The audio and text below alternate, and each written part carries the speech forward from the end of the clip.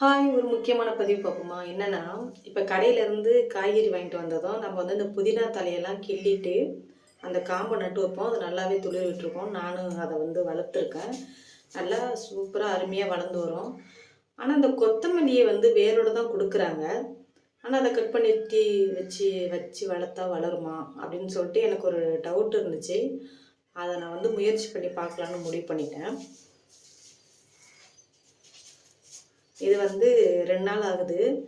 அந்த வேரை மட்டும் கட் பண்ணிவிட்டு, நான் எப்போதும் பாத்திரம் கழுவுற இடத்துலேருந்து மண் எடுத்து நான் வச்சுருக்கேன்.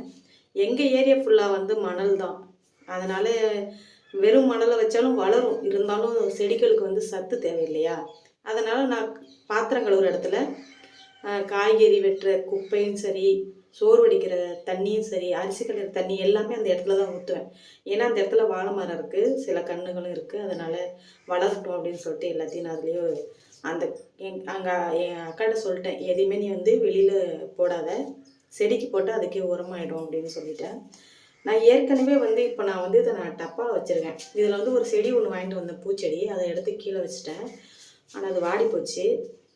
இது சரி, இந்த டப்பா வேஸ்ட்டாக இருந்ததுனால இதில் நம்ம ட்ரை பண்ணி பார்ப்போம்னா, இந்த மண் வந்து அவ்வளோ நல்லா இருக்குது. பார்த்தாலே தெரியுது இதில் நிறைய சத்து இருக்குது அப்படின்றது. செடிகளுக்கு தேவையான சத்து இருக்குதுன்னு தெரியுது. நான் வந்து ஏற்கனவே ட்ரை பண்ணி பார்த்தேன். எப்படி ட்ரை பண்ணி பார்த்தேன்னா, இப்போ நான் வந்து டப்பாவில் வச்சுருக்கேன். ஏற்கனவே வந்து டெய்லியும் பாத்திரம் கழுவுற தண்ணி ரெகுலராக ஓடுற இடத்துல, ஏன்னா ஈரம் தேவை. அதனால் ரெகுலராக ஓடுற இடத்துல நான் வந்து என்ன பண்ணேன்னா, இந்த செடியை நான் வச்சுட்டேன். அந்த கொத்தமல்லி செடியை வந்து தேவையான அளவு கட் பண்ணிட்டு வேற கொண்டு போய் வச்சுட்டேன். துளிர்த்து வரா மாதிரி தான் இருந்துச்சு. தண்ணி ரெகுலராக ஓடிட்டு தான் இருந்தது. ஆனால் எங்கள் வீட்டு கோழியும் விட்டு வைக்கல, அதுவும் வளரல. அது ஃபெயிலியர் ஆகிடுச்சு.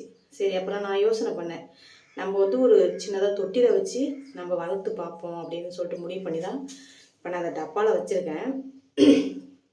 அது இன்னும் சில நாட்கள் போகட்டும், இன்னும் ஒரு 4-5 நாள் இல்லைனா 1 வீக் போகட்டும், எப்படி வளர்ந்துருக்கு அப்படின்னு சொல்லிட்டு நம்ம பார்ப்போம்.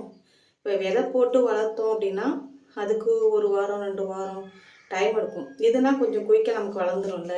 எவ்வளோ இப்போ வந்து கொத்தமல்லி தழை எல்லாமே எந்த சமையலும் பண்ணுறதில்ல. இப்போ மீன் குழம்பு கூட நாங்கள் வந்து கொத்தமல்லி தழை போட ஆரம்பிச்சிட்டேன். ஏன்னா முன்னாடிலாம் நான் ஸ்கூல் போயிட்டு வரப்பெல்லாம் கொத்தமல்லி போட்டு தலையை போட்டு ரசம் வச்சாலே சாப்பிட மாட்டேன், தூக்கி எறிஞ்சிருவேன், அந்த ரசத்தையே சாப்பிட மாட்டேன். அதுக்கப்புறம் வளர வளர எனக்கு அந்த கொத்தமல்லியோட டேஸ்ட் ரொம்ப பிடிச்சி போச்சு. அதனால் எல்லாத்துலேயுமே நான் போட சொல்லுவேன். அதனால் எனக்கு வந்து இப்போ கொத்தமல்லி வளர்க்கணுன்னு ரொம்ப ஆசை, அதிகமாக வேணும் வீட்டுக்கு அப்படின்னு சொல்லிட்டு நம்ம விதை போட்டு ட்ரை பண்ணுறதை விட நம்ம இதை வந்து இந்த வேரை வச்சு வேஸ்ட்டாக தானே போகுது, நம்ம அதை வச்சு ட்ரை பண்ணுவோன்னு போட்டிருக்கேன். நான் போட்டதுமே நான் இது வரைக்கும் தான் கட் பண்ணியிருந்தேன். இதெல்லாம் அந்த ஏற்கனவே அந்த துளுர்த்து வந்திருக்கு.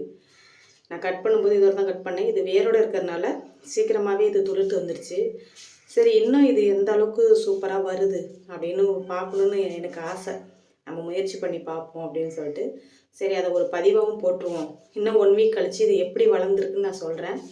நீங்களும் வீட்டில் ட்ரை பண்ணி பார்த்துட்டு இதேமாரி வளர்த்து பாருங்கள்.